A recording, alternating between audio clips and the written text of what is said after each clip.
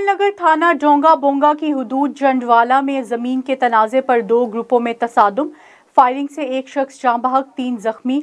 Rescue 1112 की इमदादी टीमों ने जख्मियों और जाँ बहक शख्स की नर्श को डिस्ट्रिक्ट हेडक्वार्टर अस्पताल मुंतकिल कर दिया। थाना डोंगा बोंगा पुलिस ने मौके पर पहुंचकर कार्रवाई का आगाज कर दिया।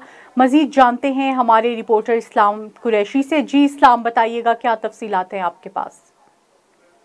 जी बिल्कुल, बहावनगर डोंगे बोंगे की हदूद में जंड वाले में जमीन के तराज पर दो ग्रुपों में तसादुम।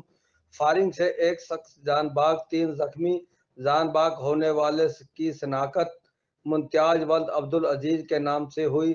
जख्मियों में आसिफ उल्ला, समीउल्ला और वाकिब शामिल है।